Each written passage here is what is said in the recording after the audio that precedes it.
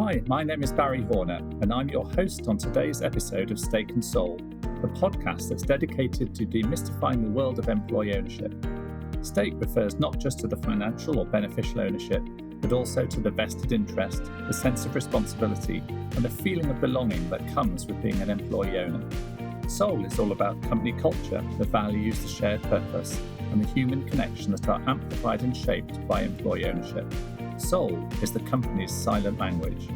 Join us for Series 1 as we sit down with business leaders and CEOs who have successfully navigated their journey to employee ownership. Today, we are diving into the world of sustainable farming, ethical business, and truly empowering employee ownership with a company that has become the benchmark for all three, Riverford Organic Farmers. Our guest is Rob Haward, the CEO of Riverford, a business well known for globally for delivering over 65,000, I'm sure you can give us an update on that, Rob, organic vegetable and recipe boxes every week, connecting consumers directly with their food source. Rob's achievements centre on leading this purpose-driven business into its next chapter. Under Rob's operational leadership, Riverford's solidified its position as 100% employee-owned through an EOT in 2023, following the final sale of founder Guy Watson's shares. This pivotal achievement ensures that Riverford's deeply held values from their organic commitment to paying the living wage are permanently protected. Today, Rob is here to share the realities of managing a successful values-led company where every single employee is a co-owner. So Rob, welcome to Steak and Soul, our EO podcast. Great to have you with me today. Great to be here, Barry. Thanks for inviting me. Thank you.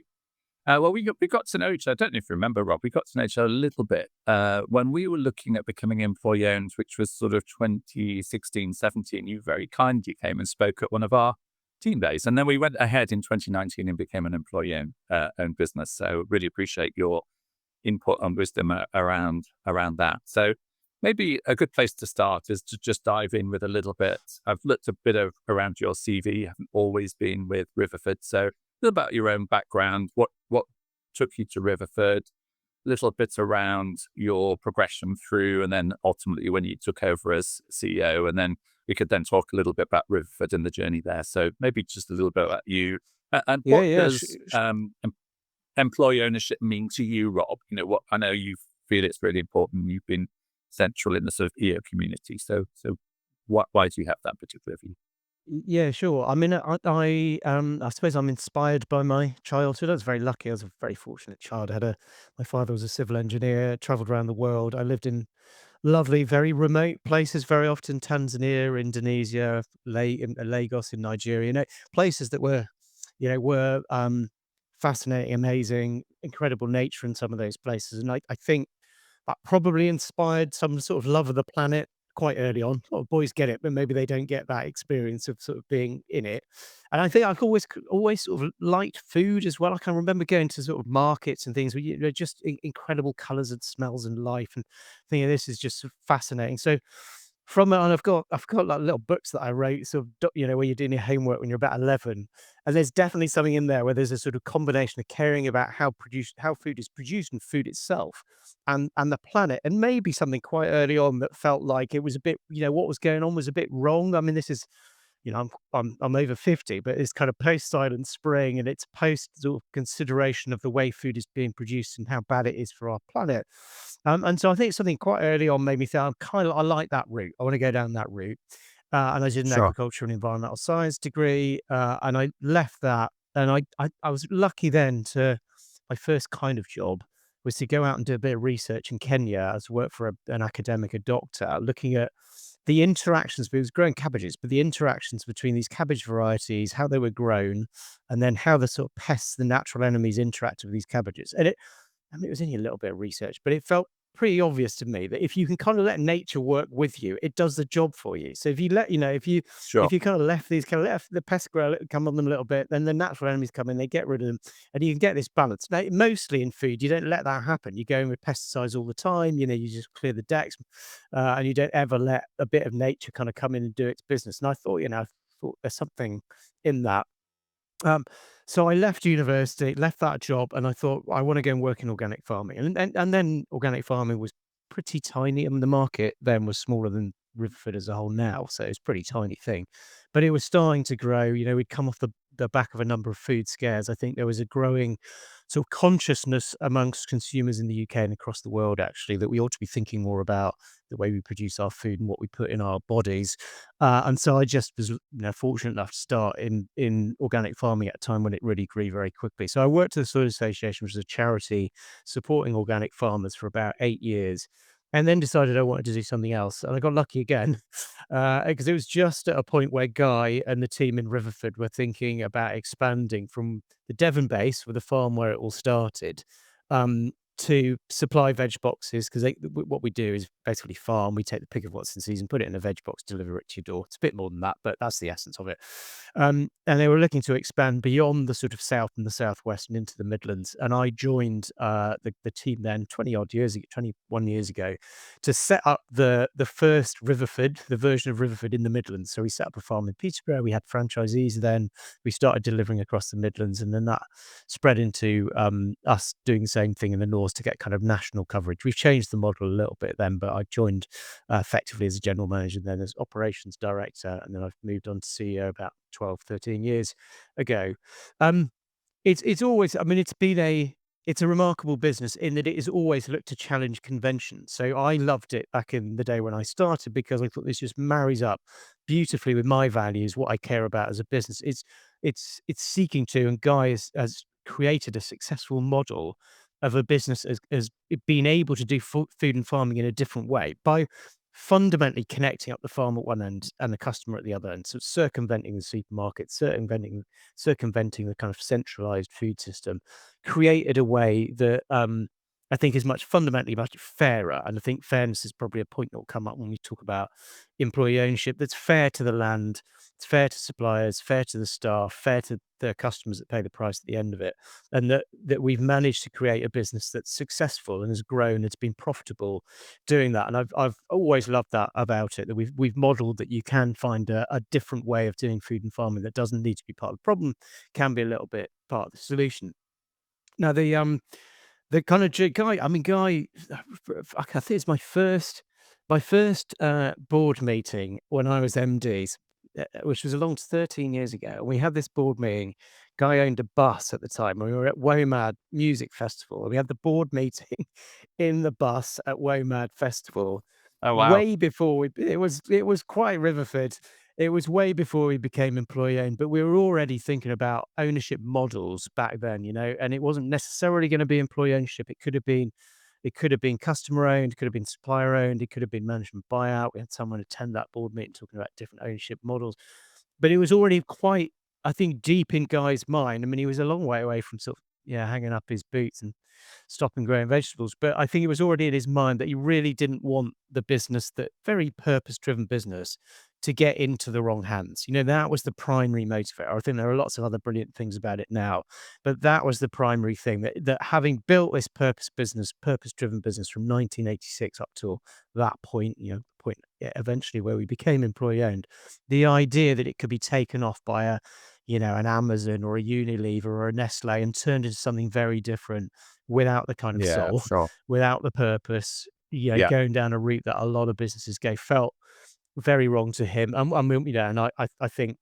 very wrong to a lot of us. It felt like, we a lot of staff in the business pre-employee ownership cared deeply about what it was there to do. And if a different path had been chosen of ownership, would it still be able to Mm. do that? That was very questionable. So I think that it was eventually getting to that choice around it being employee ownership was I think pretty widely supported, not just Guy's choice, but by the staff in the business at the time. And was that predominantly Guy thinking ahead that at some point we're going to have to transition the business? Because I guess for most employee-owned businesses, it is about, well, it's about legacy that you've talked about, and it's about protecting the values. But there's usually some particular pivot point, and I guess that's usually in our business. I'd always believed in quite wide share ownership, and a couple of the owners were about to retire, and it's like, what we're going to do with the shares, and that sort of forced us then into a relatively lengthy period around looking at different options, which we then ultimately, for the same reasons as you did, concluded that actually there was only one route for us as a business, and that was going down the route of becoming employee-owned. But was that decision the catalyst for that? Really, Guy thinking ahead, thinking not be around forever. How do we transition this business in a sort of?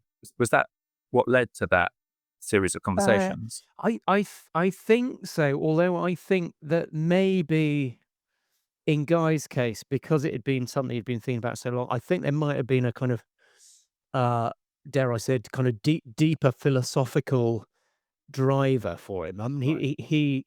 I think Mm. he would say he he feels pretty uncomfortable with the kind of capitalist model and the extractive business model that has caused a lot of damage to society and our planet. And I think it was always very kind of deep in his thinking about the way this business would be set up that it had to kind of it had to. I mean, he's very committed to good business that's successful business that is efficient, that everyone's competent, everyone's worked hard. That kind of sits alongside the set of values, but underneath that was, I think, and still is, a kind of burning desire to prove that there is another way. And I think that's what we've done. But I think you then got the culmination of two things, both that kind of moment where you think at some point you've got to get off the pot and do it because you're not going to live forever. Alongside this burning desire to continue to leave a legacy of a model of a business that proves that there is a different and arguably a better way. And I think those two things came Yeah. together in, it was about 2016 where we actually sat down and went, look, we've been talking about this for years.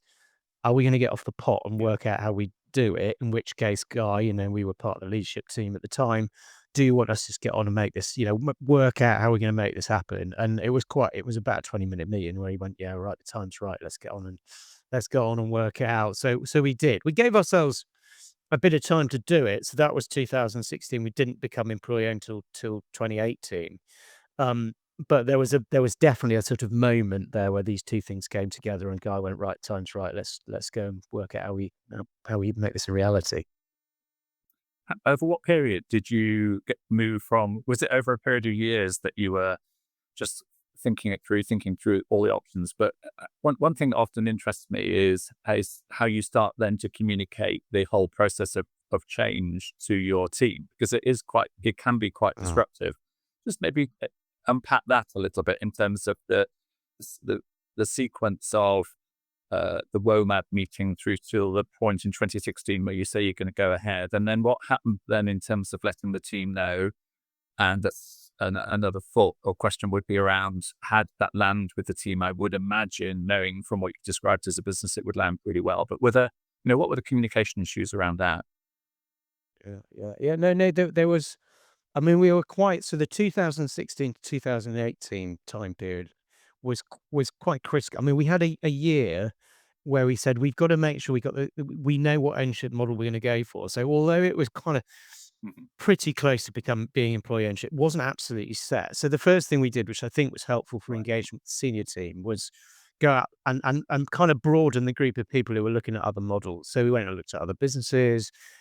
We considered other options. Could you have some sort of, all of the stakeholders in the business involved in some sort of ownership?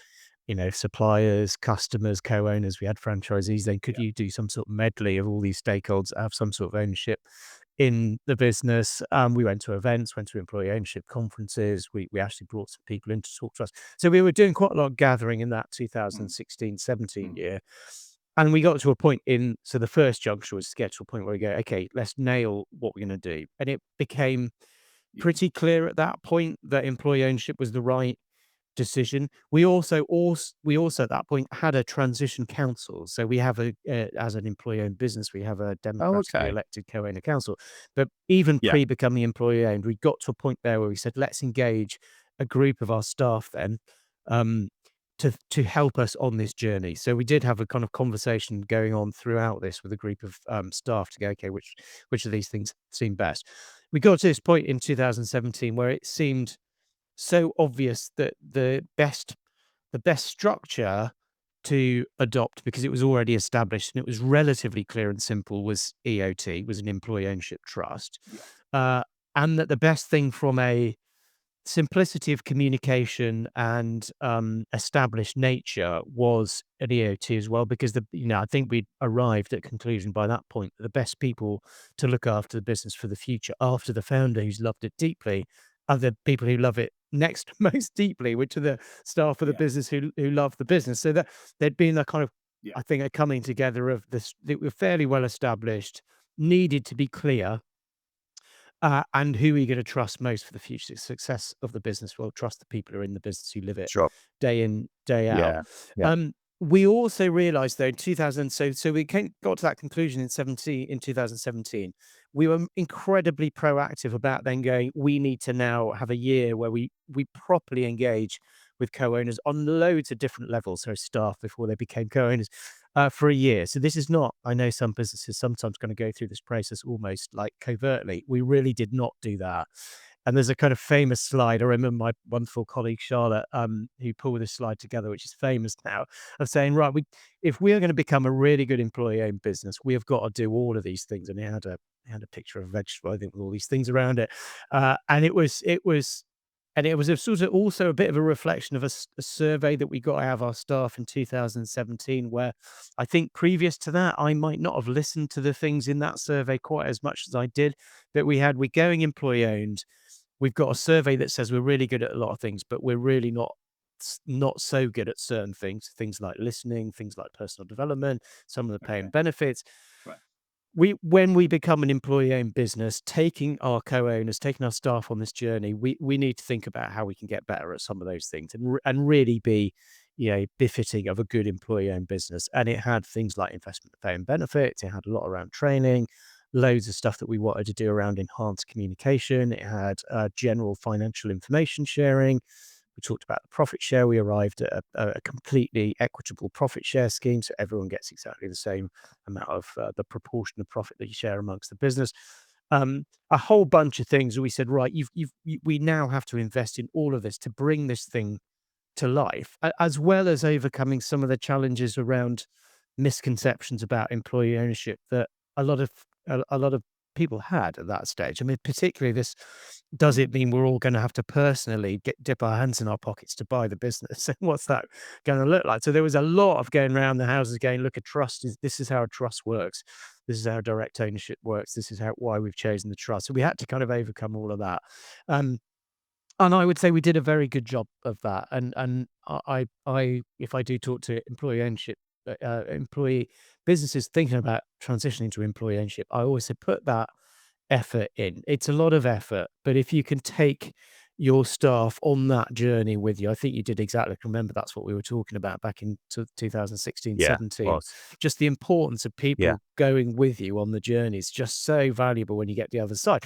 And you have to think, this is not just about protecting the business from getting into the wrong hands. In the end, it's a more equitable form of ownership, but you want to unlock the benefits for the business. And that is really about combining purpose, ownership, and an ability to kind of empower leadership throughout the business.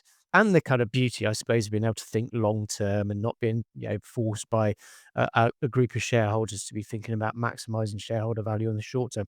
Suddenly you've got this blend of amazing things that you can unlock for the benefit of the business. But if you just keep it in a box and keep it all quiet, and you just it's only employee ownership by legal structure, but it's not really employee ownership by anything else. So you've got to put the effort into all those other things, because that's really where the magic happens. Yeah, that's incredibly helpful. I think we did something very similar. I put together a sort of 18-month timeline when we first got the team together, because there are so many questions that arise. It's such a, I mean, I remember when it was actually an M&A broker that first spoke to us about employee ownership, and it was like, well, that sounds great, but how can the team afford to buy the business? Well, it doesn't quite work like that. Well, imagine if you start presenting the concept to the team, there are so many questions. So yeah, we put a very lengthy, frequently asked questions document together and did lots of cafes and really went to town. And I guess that's a theme that's starting to emerge through the podcasts is there's no such thing as over communication. Do it early and do it really well, and just make sure that the team are very much involved in that whole process. Did you, amidst that team, I often think whenever you do anything, you typically have sort of a third who you might describe as your raving advocates. Oh, that sounds amazing. You have a third of, we'll see how it plays out. And then you have a third who are a little bit I wonder what the real reason for that is, and a bit sort of skeptical. Did you have skeptics amongst your group that actually really didn't Uh, get it? And was there anything that you did to sort of help that group? um, very few. I mean, we've had that. We had a wonderful trustee. He's not a trustee with us anymore, but Ken, who was at Waitrose for a long time and was part of the sort of John Lewis Right. Council, was very valuable in our sort of journey into employee ownership. And he talked about that one third, one third, one third thing on our route in. Um, I don't think we ever really. I've never experienced the kind of the detractor element of it. We've definitely had a proportion of our staff have really loved it, and I'd say that's a growing proportion. And I love when I go out and do the sort of town hall things. I love the fact that we just have a brilliant sort of culture now of everyone getting involved, everyone feeling quite comfortable, everyone sort of speaking up in a way that we probably didn't have even 6 or 7 years ago. I think we definitely did have, Barry, the kind of the I don't quite get what it is. You know, my day to day hasn't really Right. changed. Okay. Yeah. Yeah. Yeah. Employee ownership has sort of kicked in, but I can't really see how it's impacting me. And I don't think that it doesn't feel like that ever led to a sense of we're cynical about this thing, but it probably did lead to a feeling in some of like, where is the thing for me? And it's not. I mean, the profit share is important. I mean, it's not a huge amount of money for us, but it is quite it is quite a nice reflection of the fact that it's the business is ours. We're all in it together. If we can create success, we all share in that success. I think it's quite beautiful that ours is we all share in that success equally. I get exactly the same as everyone else at that profit share. And that is it's both as a day of celebration, but also a sort of symbolic thing that goes that reflects the fact that it's ours and there is something for you in it beyond all the other cultural things that you need to do as an employee-owned business. I think it is maybe for those who are slightly less committed to the sort of principles of it and all the other things you get, that profit share is quite an important marker of the fact that this is a thing that is different to what you'd get in another business where that wouldn't be likely to happen. The other thing Sure. we did, Yeah. Barry, and I It's don't a know whether you did it, but it was yeah. sorry, it was the we did a which I'd really recommend to any business thinking about becoming employee owned. Guy wrote something called the Founder's Wishes, and I'm not sure whether you did something similar, but an articulation of why what the business does and why we are here. Because I think that had been in his head and probably in the heads of those who've been around to him for a while, but we'd never really documented it. And actually, that was quite a collective process. We went around talking to every member of staff at the time, and Guy was kind of sharing iterations of it, almost building it as he went round to just get that really clear. So that when we transitioned to become employee owned, there was a lovely document which anyone can read if they go on our website. A lovely document that encapsulated the sort of fundamental spirit of what Riverford is that Guy was effectively passing over to co-owners to protect into the future. And I think that that document has become a very important document to kind of guide the way that we do what we do and think about how we do things. And I think had he not done that, that might have made it would have made it a little bit more difficult to articulate our responsibility as owners of the business for the future. So I felt like, for him, I think it was a very useful thing to do. And I think for us as leaders and Yeah. co-owners in the business, it was a very useful thing to do. And is that a document that is with new joiners and things is circulated now? Is that a living document that will continue into the future? Yeah, it's a really good question. I mean, it's a living document, so we give it to all our new starters. It's there. We have an intranet. You can look Mm. at it there. It's on our website, so anyone can go and Right. have a look at it if they want Yeah. to.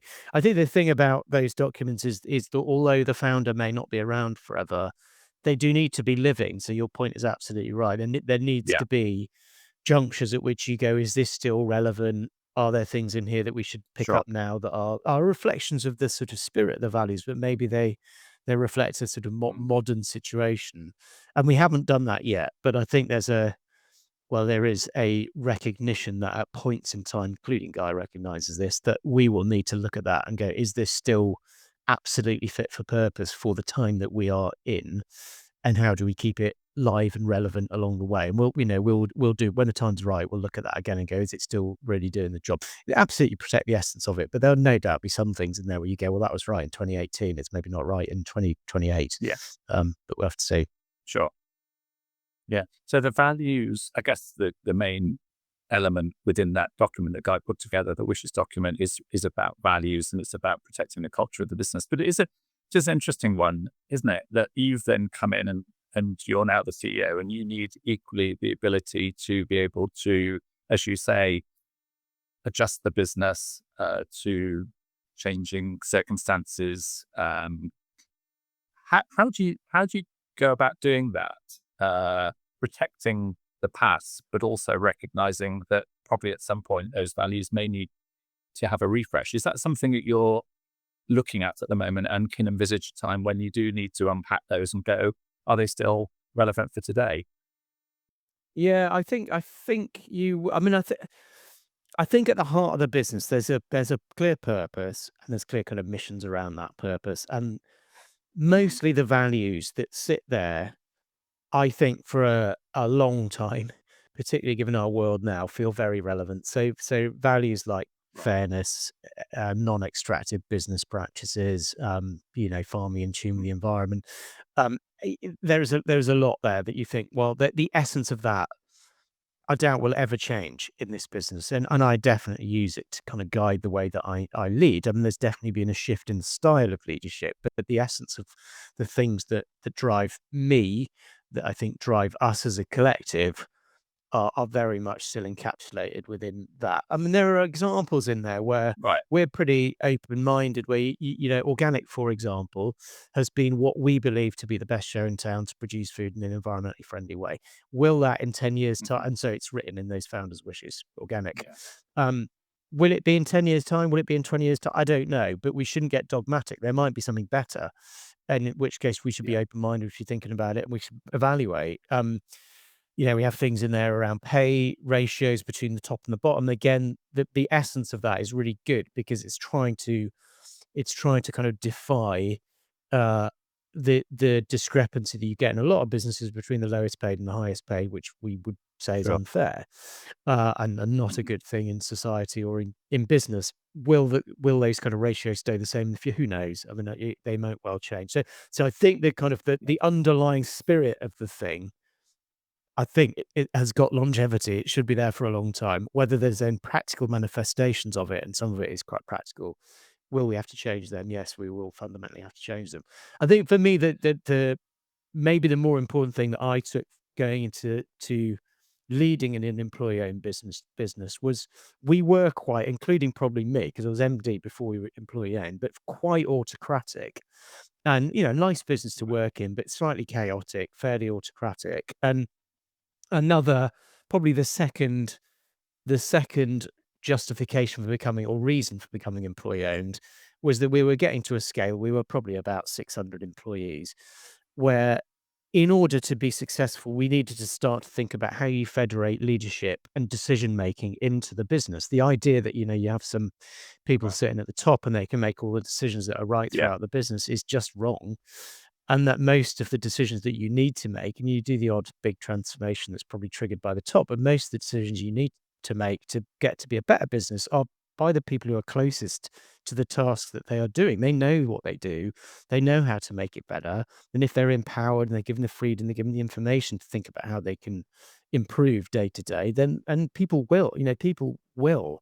And we knew Yeah. that was going to be quite a shift to go, okay, you've got to get to a place which is more democratic, that is empowering managers more, there's more information provided, that we're celebrating more ideas and change that's coming up from within the business, rather than sort of people waiting for it to be sort of spoon-fed from above.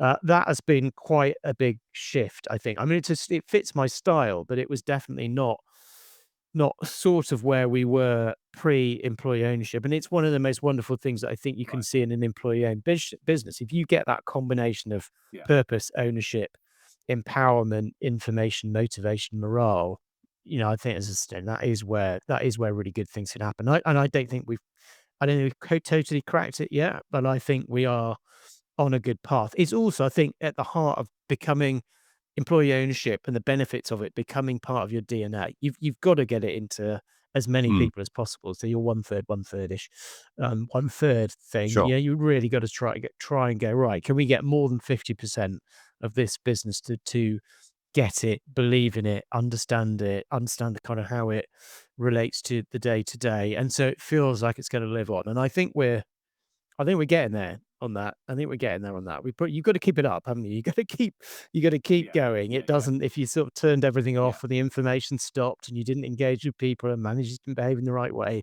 it would all probably start to go backwards quite quickly. But if you can keep the momentum up and that can start to be more driven by the employees and the business rather than, information from managers or communication from the top, then you're on a good track, I think. Sure. I mean, that's really interesting. I'd love to just dig into that a little bit in terms of what you explained there, just in terms of it feels like you've taken the business through a very significant culture change. In some respects, I recognize from everything you've said earlier that the values remain the same and there may be certain changes that need to happen there. But actually, running a business that was led by Guy, who you said was fairly autocratic, to the business you've just described now, you took a minute to describe it, but I imagine there was a ton of work that went into the way that you're now leading the business. I'm just thinking of those that are listening to this podcast, those that are in employee-owned businesses where they're taking over a business in terms of leadership from a founder, and they think, yeah, I quite like that bit, but I'm not sure about that. Are there any tips or thoughts or anything you can share about how you did that? Because it feels like over a period of a decade, you've worked some special things into the business that's made Riverford the business it is now.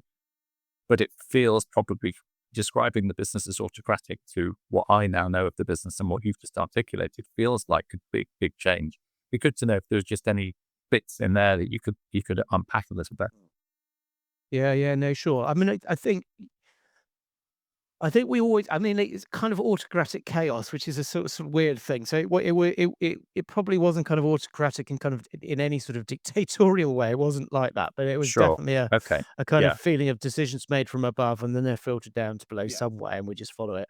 The first thing that I think I would recommend any leadership team does, and ideally any outgoing founder does, is proper self-evaluation. So we really took that very seriously. So we had actually three actually external coaches, stroke advisors, working at kind of different levels, a level of how we operate as a team and as a business, and what we need to think about going into employee ownership that we might not have now. So there was lots of sessions for the board and the senior leadership team at the time to go, okay, where are we now? Where might we want to be? How do we plan our sort of route in between the two, with some external help to do that, which is very valuable. But then I think possibly even more valuable was each one of us then spent time one-to-one and a little bit of teamwork with a coach who really got employee ownership, but Right. Okay. quite deep coaching, quite kind of Mm. deep. Okay, how do we make this switch? If I'm seeing all these things, I can see how it's been in the past, and we've got to kind of take ourselves to a more enlightened, progressive, empowering style of leadership that takes people with us. What do we need to do as individuals to be able to do that? And we all, including Guy, so we knew we had to start that at the top. So we all did that as the most senior team in the business. I think that was profoundly important in kind of changing, not just going, okay, we know how to do this, but profoundly important in going, okay, we believe in it, and we can start to see within ourselves how we need to change to be able to be more effective as leaders of an employee-owned business. Now, I can remember things happening. One of my colleagues then, who perhaps had a tendency in meetings to be a bit critical. And this is an example, but it's obvious now to me that actually being critical in meetings, which you can think as a senior person, well, that's partly what you do. If they've done a crap job of a presentation, you tell us crap job. Yeah, or you pick out the fact that the numbers aren't quite right. And we were doing loads of that sort of stuff, and it was terrible for people's confidence. And quite often you've got middle managers, junior manager coming into meetings and they're presenting, and they go away and have had an awful experience. I mean, there's nothing good about that whatsoever. And this one individual being, having a tendency to do it, and his part of his self-reflection was to go, "I won't do that." And him just going, "Oh, it's so nice to be Interesting. nice." And Yeah. it just like, and Yeah. see the response you Yeah. get from people. Well, Yeah. yeah, that was really, really good. And you can still be constructive, but just a Yeah. different style. So it's just Sure. an example. Yeah. But things like that where we all kind of took Mm. our own individual Mm. things that we knew we needed to either ramp more up or maybe just be careful we didn't Mm. do because it wasn't sort of conducive of the style of leadership that we really wanted. We've now built that out, so it's slightly different approach, but we have a management program for every single manager in Riverford that accommodates these sorts of things. It goes broader than this, but because that management part is still so crucial, although you're talking about trying to empower and get the value of everyone for us 1,000 people, but still the kind of 150 odd managers that sit in the kind of middle of the triangle, making sure they manage in a way that is aligned to our values and employee ownership is critical. So you have to invest in those yourselves as senior leadership since you can model it. Mm. But then I think you Yeah. have to go further and invest in more managers. Then around that, it's information for me. It's how you share information, how you listen really deeply. You have to move to being a kind of listening organization. You have to have ways to do that. Our council is brilliant for that. Which again, I would say was not in our and not a strong suit of ours pre-employee ownership. I think again, you can always get better, but I think our kind of listening as individuals and as a kind of collective to almost like the system of Riverford is vastly superior to where it was before. And I think that's also crucial for empowering people. If you're a person and you've got lots to give, loads of great ideas, and you're just in an organization where you feel like no one listens to you, well, you give up, don't you? And we had a bit of that, and I think that is definitely not where we are now. Yeah. Amazing. A couple of areas I think would be good to just dig into briefly. So coaching is an interesting one. Um, and it sounds like you brought uh, others in externally to help guide you through that process. And I see the real value in doing that. And certainly I've always had a coach, and Philippa, who's taken over from me as a coach. How did that land initially? Was there some skepticism around that, or was it pretty broadly accepted that actually to take you from where you were to where you needed to be, you did need to go through that coaching process? Yeah, good question. I think there was. I don't think there was skepticism. I think there was discomfort because we went for a coach that was gonna kind of go quite deep with us, I think, and that was both Mm. in groups. So we had quite uncomfortable conversations in groups about our own kind of interactions with each other, and as individuals. And I know that wasn't easy for everyone to kind of go, okay, in order for me to lead the right way, I might need to kind of open up a bit and have a look at some blind spots here Yeah. and see whether I can work on them. So I don't think that, I think there was a very good open-minded understanding that there was a need for us to do something and that coaching could help it. So it wasn't skeptical. It was more that when you get into the nitty-gritty of these things, you can be sort of dealing with some quite difficult things. I mean, some things we think, "Oh god, really? Am I not that good at that?" For me personally, I had a quite a lot. There was various things, but I remember one thing for me was kind of trust and delegation and sort of getting hard that sort of thing that I think quite a lot of leaders, managers will do it, where you kinda get halfway through a job, someone's got halfway through a job, you delegate it to them, and then you go and finish it for them.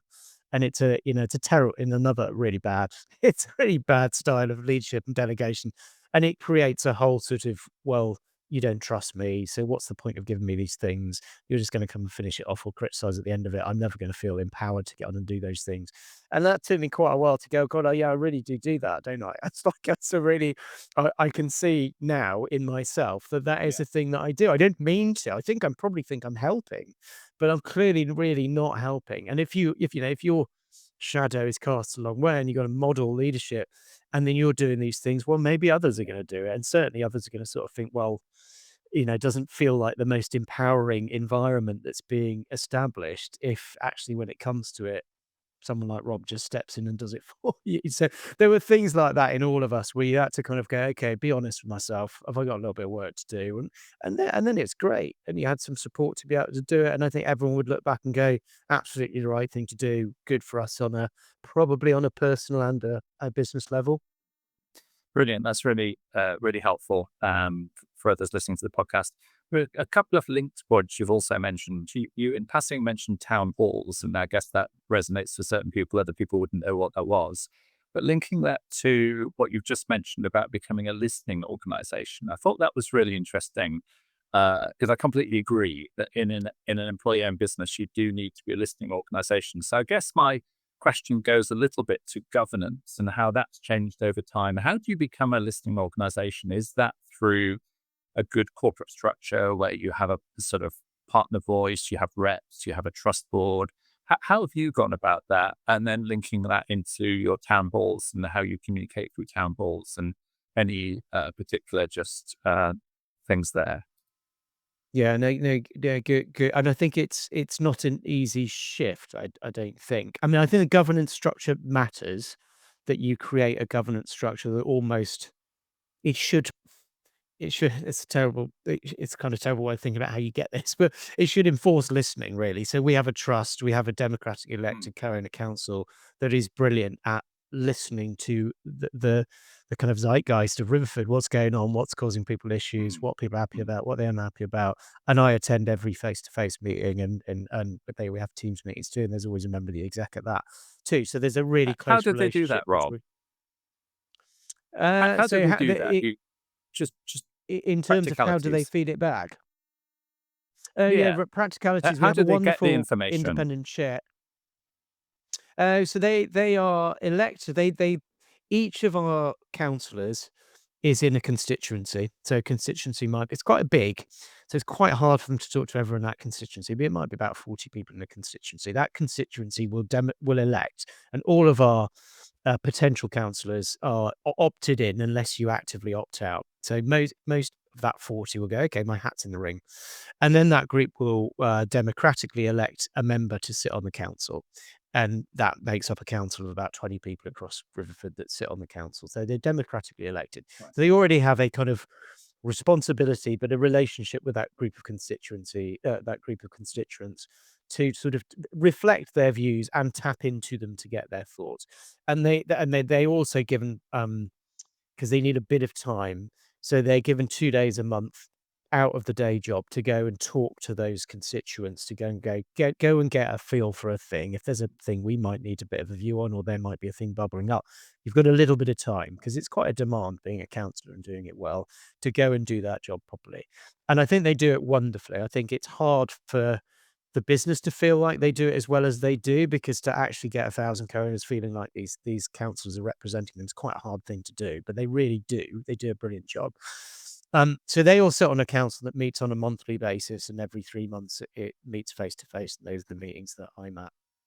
In between their conversations within their constituencies and the meeting, they also have a agenda setting meeting. And it sounds a bit boring, this, but it's really, really important. But and I think in our early council days, we didn't do this quite as well. We've got a brilliant external chair, Helen, and she runs the obviously runs the meetings, but runs this agenda setting meeting. And it's the bit where you can filter out that's not really, it's either a little isolated thing that should go to a manager, or it's maybe not an issue for the council, uh, Mm. and or it's not so relevant. But you pick up the themes. So that meeting, it enables them to go, okay, well, we've got all these councillors together going, okay, what should we be talking about in our meetings? Where's a theme? Is there a theme coming up that is in a number of areas that should then be raised? That will then form the agenda. So it does mean, and I will also meet Helen before the agendas are finished to go, is there anything the business needs to talk to the council about? So you get the eyes, ears, and mouth of the co-owners, and you get the kind of business that's effectively from me or one of my team. We've got what's going on in the Yeah. world, and then what things might happen that are coming, I suppose, from board meetings that we might want to kick around with the council. And the agenda is made up of those things, and it's a really constructive, really adult to adult, really business to business beneficial conversation that happens on a regular basis. That I I I can't remember a time where I haven't thought that this is really useful. I mean, I think we've talked before about it can slow decision making down because there's more things you're kicking about with more people. On balance, I'm convinced it means Yeah. that you make better decisions. So that does a little bit of time get outweighed by the quality of the decision? I would say it almost certainly does, but it does take you a little bit more time to do it. And a lot of those things that the council bring up are often things that we need to know about it. It's not because a manager hasn't sort of spotted it Sure. necessarily. It's just something that's going on that isn't Yeah. necessarily in the vision of a manager, that someone in the number of counsellors might have picked up, that we really need to know about and respond to, but we may not have picked it up if we didn't have a counsellor doing it for us. Yeah. That's brilliant. I love the agenda setting meeting concept, the sort of triaging, I guess, of all the information that comes into the business and, how you feed it up to. That's really interesting. One thing we haven't really chatted about so far is challenges. Often, I certainly think for us going into employee ownership in 2019, it's like, wow, there's amazing advantages clearly in terms of retaining the business, the culture, et cetera, et cetera. But inevitably, there are challenges in terms of you leading a very sizable employee-owned business. What are the day-to-day things from particularly thinking not so much from a trading position, because I guess you have challenges in that area, but particularly thinking about employee ownership, what would you say, rather the challenges and the things that keep you awake at night from a PO perspective, if there are any? Yeah, I mean, I think there's a sort of pull factor associated with information, which is a good thing, I think, but because information is it's different for different, different co-owners need different sets of information at different times, Yeah. because we've got drivers, we've got people in the fields, we've got people in the office, uh, and to get that right and not over invest in that is tricky, because you still need to make decisions. You can't consult with everyone. We can't provide information on everyone. So I think it is quite hard. I think we do it very well, but to get that balance of the right information at the right level at the right time to different audiences, in a way that makes you feel engaged but doesn't kind of turn the sort of either you have a kind of industry of communication, or it just slows decision making down too much so you can't progress. I think that's quite challenging. We definitely still have groups in the organization who I don't think get the communication that we probably would like, and we're going to have to work, and as a result feel less Right. engaged with employee engine. We know that, so we have to sort of work on that a Right. little bit. I have a slight worry that probably because of what we are as a business, that we are a challenging business. We try to do things a different way. Our founder is I would say is an activist, an agitator, and while there's a kind of maturity that comes with the business getting a bit bigger, um, I think part of what we still need to do is make brave decisions. Sometimes go against probably quite regularly go against the status quo. Sometimes do things that will upset a few, but maybe will delight many. And there's a little bit of me within employee-owned business where does democracy become constraining? It's a real power Yeah. that you're more Yeah. democratic, Yeah. but actually there's a kind of risk aversion associated with democracy that you probably don't get in a sort of founder-led entrepreneurial business. And you don't want the chaos with that, but I think you need to find a way to try and hold on to that. And I get it. I've noticed in our council meetings that we are probably quite risk averse, because there's a inherent concern that a group of people don't want to do something that might cause a problem. But I think sometimes in a Yeah. business it's necessary that you, and particularly in business like ours, it's necessary you do that. So Yeah. I think that's a little bit of a challenge. Um, Generally, I think that management can be challenging in employee-owned businesses, and particularly middle management. And I think it's harder because you're inviting chat. I mean, the unlock is to get people to have ideas and think about better ways of doing things, and to want to affect change, positive change. But that can be harder for a middle manager than just going, right, we've got to do this today. Just get on and do it. Don't come up with Yeah. ideas, because that's a bit of a blocker to us getting the job done. And we've done an awful lot. So that's probably where we've made the most progress in the last 2 years. And again, Alex, a member of my team, who takes a lot of credit for it, but because I sort of thought you just magic things would happen. Your employee owned teams will just find lovely ways of making everything better, and it'll all be, all sort of Yeah. work. In reality, you need to blend a process with that motivation. So you want the motivation, you want people to in a team who are close to the task they're doing to think, I can do this better. But you need to have a sort of a process. Sounds a bit dull, but to enable it to happen, that managers are trained in. So we have a lovely thing which is based on lean manufacturing. we call it ITT, which is Improve Tomorrow Together. It's kind of taking lean and putting it together with employee ownership and going, here is a set of tools that teams and managers can apply to think about how they continuously improve what they do. At the heart of it is the kind of notion of employee ownership and all of us wanting to try and make our business better today and tomorrow for future generations of co-owners. So that's the kind of drive. But by having a consistent process to do it that managers can follow, teams are getting used to, it's been the unlock, really. Without that, it's sort of just a flurry of things. You maybe can manage it, you maybe can't manage it. Is it off a backdrop of things being done in so many different ways you can't really tell what a better future looks like? So we've needed that to be able to do the things that we've done, and it's led to. I mean, this week we just celebrated on our co-owner intranet, which is great. Changing the way we pack boxes, different lines that we've developed up in our farm in Peterborough.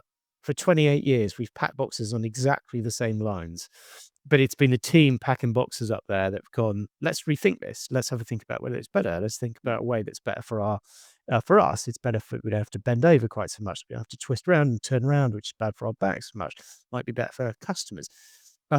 And we've come up with a completely different way of packing boxes, different kit. We've given the resource, then go, right, okay, build a prototype, now go and build the actual real deal. And these things are more efficient. They're better for co-owners. They're better for customers, completely from the ground up. That's not, no senior manager has been anywhere near that, apart from go, you can have money to do what you need to do. Amazing.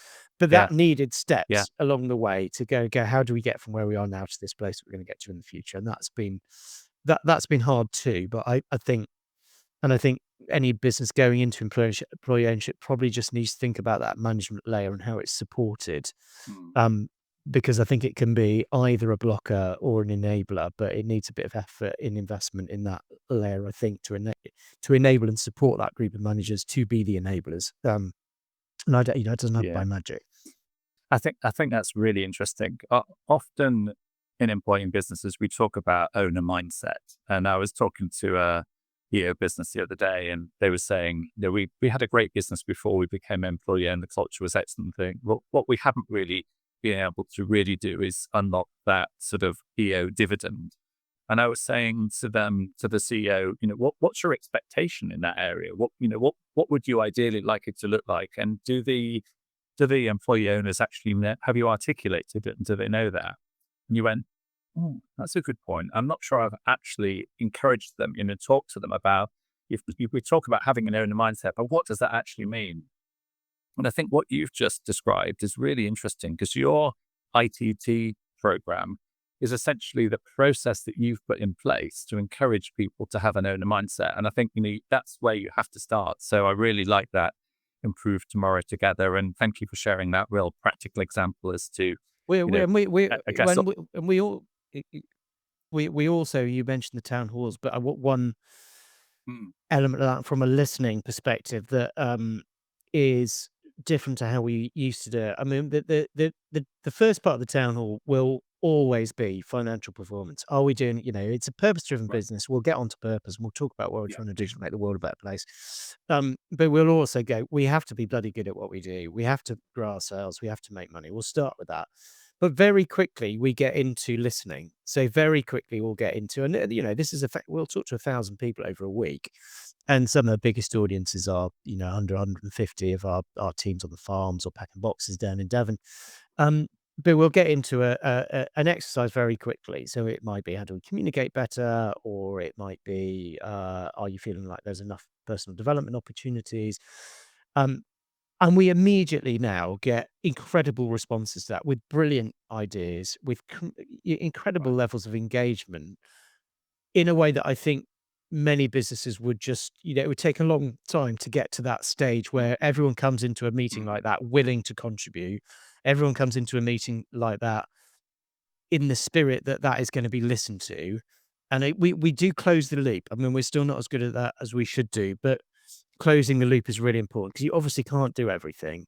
And we would, I think, it would have been a criticism a few years ago, say everything, things just go into the ether, lots of good ideas, we don't know where they go. We try really hard to close the loop. So next time we'll do a town hall, we'll repeat all the things back and we go, we've done X, we can't do Y. But it's it's an incredible. I think it's neat. I mean, I find them immensely motivating, but it's just an incredible reflection of how far I think we've come as a group of people who feel like and act like owners in the business. It's Yeah. the sort of pinnacle of it for me, that willingness, no matter who you are, where you are, what part of the business you're in, what background you've got, that you'll come and chip in to trying to make it a better business. And we, for our part, we'll go and listen and we'll see what we can do with the information that we get. So those are good, but they can't be talky atty things. They've got to be things where you, as quickly as possible, can get into engaging. It's not easy. I mean, in business, we haven't got that many people, but quite a lot. It's not an easy thing to do, but it's much more powerful to be listening rather than talking, I think. Just to really demonstrate that that's such a critical part of being a successful employee-owned business.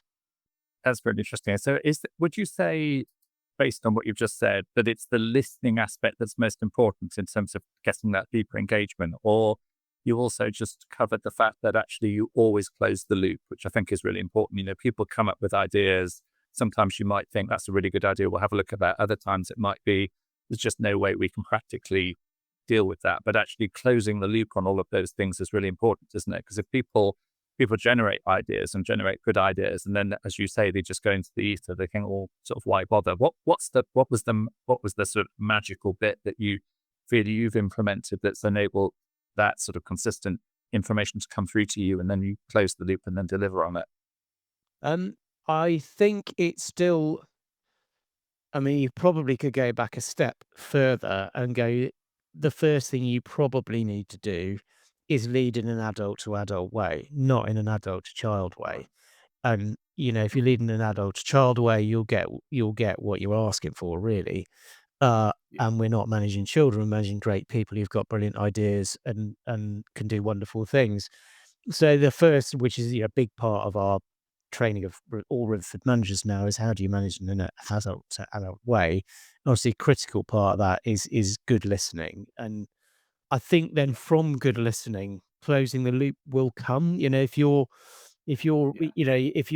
have a good relationship with your team and you're hearing what they're saying and it's mattering to you, then but kind of the essence, sometimes you forget because you're busy, but the kind of essence of you then as a manager will be, of course, that they had an idea. It's part of my job to go. I listened to that idea. I heard it. It's in my head. I need to close the loop somehow, and I'll do it. So Yeah. I think that the two kind of go hand in hand. But I think there was and is a sort of wider kind of, yeah, I mean, it's not an epiphany, it's just good leadership and good management, but you have to Mm. manage on a kind of human scale and adult to adult way. Otherwise, you're not going to get people behaving the way that they can, because they're going to think, well, this is not how I want to be treated. And most Yeah. managers don't want to Yeah. manage that way either. But sometimes it just takes a bit of training, a bit of support to equip people to do it the way that they probably want to do it. Yeah. Brilliant. Um, Couple of just final questions. I just wanted to just dig into a little bit in terms of other metrics that you as a board measure that are to do with being employee owned. So nothing to do with profitability or whatever, but imagine you're filling in an application for EO Business of the Year, and a question is asked around, how do you measure, I guess, engagement as an employee and business? Are there particular metrics that you track? And if so, what are they? Because I guess that is, again, something that lots of other EO businesses slightly struggle with. Yeah, I mean, we put a lot into, I say a lot into the put a lot into doing one survey every year. So I know the most of our metrics we're looking at on a more regular basis than that. But we do best company survey every year that has engagement scores. It'll reflect all sorts of things, how diverse, how inclusive we feel as a business, whether there are pockets of the business maybe don't get communicated with as well. Is the vision for the business clear? Um, how are you responding to your manager? Do we feel like we're giving enough back to society? So it's a very good, very broad, and this is why you can't really do it any more than every year, because we then build an action plan off the back of it, and then we hope to improve on it each year that we do it. That is our kind of main, I suppose, temperature check on, are we moving in the right direction? As we go along, we'll be picking up other things, and then, say that the council is also a good sort of read of what's happening in the business, and we'll pick up obvious metrics like what's happening to co-owner turnover, particularly in the as a whole, but also in the first year, because historically we've not always had the best retention of our staff in the first year that they're with us. We do now, which is great, Okay. and I think employee ownership has been a part of that. But that's a kind of I suppose it's a first regular read. Is something moving in the wrong direction on turnover that we need to look into a bit more deeply? But other than that, and then the kind of, I suppose, the more subjective read that we get from the kind of radars in the business, it is that survey, which is the quantifiable, well, it is, it's very comprehensive thing that we do every year that we take very seriously now, and we build an action plan off it every year, which I'd recommend whatever one you choose.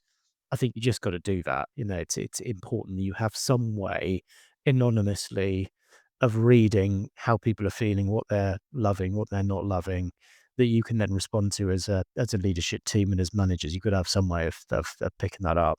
Yeah. Who initiates that, what we would call partner survey, employee owner survey? Is that the trust board that start with that? And then secondary question, where does the information then, I guess, flows back up to you as a board as well, and then you decide what you can do with it? Exactly. It's from the so it initiates effectively from the board. It's then conducted through Right. the people team that organise it. Um, but like with a lot of things that we will do, the response that the results of that, and then our response to it, will be shared with the trust, will be shared with the council, will be shared with the board, so they know that that's a kind of moment in the year where we need to know where we get the results this week. I think we're in the top 100 again, but where we've come, what our action plan is, whether there are little areas we need to improve on. Um, That'll get shared by everyone, and effectively, that's an important part of me being held to account, by Yeah. the governance structures, particularly the council and the trust, that they have a responsibility, and the trust has two key responsibilities. One is financial and one is cultural. If I and my team can't lead the business in a way which is aligned to the values from a cultural point of view, or ultimately is commercially successful, then they need to ask me some difficult questions, and that's a good read to Yeah. tell them whether that's going in the right direction or not. Yeah. Brilliant. Um, I've got a couple of just quick fire questions, but before I do that, is there anything, Rob, coming on to the podcast that you think it would be particularly good for us just to briefly cover or not around Riverford and being employee owned that you think others listening to the podcast would benefit from? Are there areas or anything you've done where you're particularly proud of it? You think actually, yeah, if other EO businesses to adopt a similar thing, it would be really helpful. I think the one thing that I think is not naturally in us, but is probably good advice, is you've got to take opportunities to celebrate, and we didn't have a great track record of this, but the council have done wonderful things over the years. Things like picking up when we were just slipping a little bit on quality that our management sort of structured and pick up, and the council said, I think we're focusing a bit too much on efficiency and not enough on quality. Um, Remember them also saying we need an intranet, and I'm not old enough to remember bad intranets, and I thought that was a bad idea. And they were absolutely right. We needed an intranet, which is Right. brilliant and Yeah. is our most well received form of communication. But there's loads of things like that that you're hearing all the time, whether it's little ITT triumphs or things that the council have done. With the council representatives coming to board meetings on a regular basis, I'll take the board to go and see things we've done, really building in celebration, an acknowledgement into what you do. I think is it's kind of more powerful than we probably give it credit. And I think Right. anyone trying to create a kind of empowered, motivated teams of people who all want to be part of making your business a success, you have to go out and seek those triumphs and really, really celebrate them, enjoy, because Yeah. that's part of Celebrate then them. everyone getting Yeah. excited about it, feeling good about it, and that kind of infectious. Well, we want to do a bit of that. So I think we're still not as good as I'd like to be, but I think we're much, much better at that than we were. And I think it's an important thing to do in any business, but an employer-owned business, I think, is perhaps even more crucial.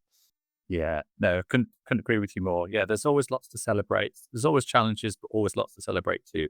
So just a few final quick fire questions. Finish the sentence. Employer ownership is. Employee ownership is a much needed, a much better model of ownership of a business that I think is needed much more now because we desperately need business ownership structures that meet the needs of society and the planet. And business ownership models have let society and the planet down. And I think EO is one model. It's not the only one, but it's a very good model that can balance up those needs with still running a commercially successful business. That's not a sentence, but it hopefully gives I you liked it though, so a that's feeling of fine. why I Yeah, think it's no, important. that's excellent. Yeah, brilliant. My biggest EO surprise was How well our founder has responded to selling the business, but still being engaged with the business. And I think that's a very difficult okay. thing for a Yeah, founder to do. And I know founders struggle with it. But I think he's been brilliant in a different relationship, but still adding loads of value. And I thought that that could probably go wrong, but it hasn't done. And that's great credit to him. that could almost be the subject of another podcast. I think the whole area of letting go is a really interesting one, and I'm sure there's lots of learning there. So that's really helpful. Doesn't have to be an EO book, but a business book. I don't know if you're a reader of business books. I'm sort of recommending a couple at the moment. So I had someone on the podcast the other day and recommended a book called "Don't Fade Away" by Celia Dodd. That was really more for someone who's in that transition period, a bit like me. Another book I really like at the moment is a book called Die with Zero, which isn't really a financial planning book, but it's about how you balance sort of money, health, and work and life, and how you get those in the right sequence. So I have not sent you a copy of those. I'll get a copy of the last one in the post to you. But is there any particular book, Rob, that you've been inspired or encouraged by along your CEO journey that would be a helpful one for others perhaps to read? Well, I think on employee ownership, I like Turn the Ship Around, which you possibly have read, Right. Barry, which is Yes. it. I like it because it's dead easy to read, and there's like actually the author whose name I forget, um, but there's quite a lot of he's done quite a lot of talks as well. But Yeah. I like the idea that you've got a guy in charge of a nuclear submarine with a effectively disengaged, unempowered, poor performing team. And through a kind of radical change in empowering a team, you can get that team to be top performing. So the Yeah. essence of employee ownership that happens to be in a nuclear submarine is encapsulated really beautifully in that book, I think. So that's a good one from an Yeah. employee ownership point of view. So yeah, I'd recommend anyone. There's a lot of quite nice little employee ownership books as well to read, just about how you kind of empower and engage people in an employee-owned business. But that's a good one just to get the essence of what it's all about. Yeah, definitely. I'll put that in the show notes. I remember doing a lunch and learn for the team. There's a really good video actually on YouTube, or it's about 9 minutes or something, on the book and the whole thing, how he recognizes there's only one thing that he wanted to continue to control, and that was that finger on the button, and everything else he delegated. So it is a really inspiring story. So thanks for sharing that one. Final thing we call the CEO confessional. And you have some choice here. So the first one is a moment of honesty, a time when you made a significant mistake, decision regret, or a moment of self-doubt. That's a moment of honesty. An unfiltered story.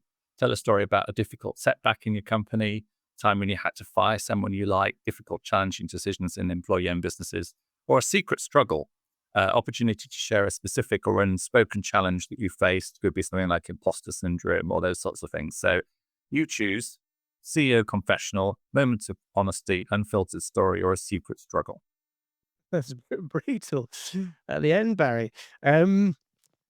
I maybe it's a confessional. I mean, I never think I've done a good enough job, and I think that I don't think I'm alone as a member of an exec or probably a CEO in that regard. And it's quite that's quite hard. That's quite hard, I think. You know, it's partly probably what drives you to do things better. That you're often spotting things that you think could be better, but it's quite it's quite difficult to live with it because you know you probably are doing a decent job if you're an exec or you're leading in a business. You're probably not useless, and but I constantly feel like I could have done pretty much everything better, and I suppose as you're you know you balance more, the job gets more complicated. You do the reality is you have to compromise on things, and that probably plays even more into a like, am I just doing this well enough? Because you have to set a bar at it's a plate spinning job, isn't it? You're spinning Yeah, a it lot of is. Yeah, plates and you're probably letting a lot of you space are. plates get wobbly. But if you have a tendency to Yeah, then think, am I doing this well enough? That can also play on your mind. I mean, have a nice, I happen to have a team that are a bit like that too. And we do quite a nice thing because we've sort of self-reflected that we're all a bit like this, that we do quite a nice thing now every week where we'll just do a little appreciation thing where and it's really nice because it's just other people spotting that you've done little things or big things that are good. And it's a nice sort of, oh yeah, okay, that's okay. But it doesn't make it go away, but it's yeah, it's a thing, and it's a thing in a lot of leaders in businesses, and it is possibly what drives you to a degree. But I'd love to sort of sit yeah, back more of a evening and think, "Well, I did a good job there." Just that's just not something that yeah. comes into my head all that often. Yeah, that's really interesting. I wonder whether that goes with the CEO territory. That's been quite a common theme of those that I've spoken to, that sort of imposter syndrome. How have I almost managed to get to where I've got to without people realizing that I don't always know all the answers? So, yeah, and interesting that sort of idea of self-reflection. And one thing that Philip has certainly introduced is at the end of, I'm not on the leadership team anymore, but in the period that I was just for a short time when she took over, there's always that, well, let's just go around the room and encourage one another. And it is nice. It's a bit cringy, but it's also nice to just be able to say a really good and positive thing about a colleague, and equally hear someone saying, Rob, you've done a brilliant job, because that's what we all need, that encouragement, need to hear. And I guess, Rob, you wouldn't be doing what you were doing after a decade in building the business to the significant level you have if you weren't doing an outstanding job. So well done for that. I've really enjoyed our conversation. It's come to an end. Thank you so much. So much excellent material in there. Love the Improve Tomorrow Together, being a listening organization, celebrating self-reflection, coaching, a whole load there that probably I haven't covered on other podcasts. So that was really excellent. Thank you for sharing that just in a really open and candid way. And yeah, well done for everything you've done at Riverford, an outstanding business that looks like just continues to go from strength to strength. So really appreciate your time, Rob. Thanks so much. Thank you for listening.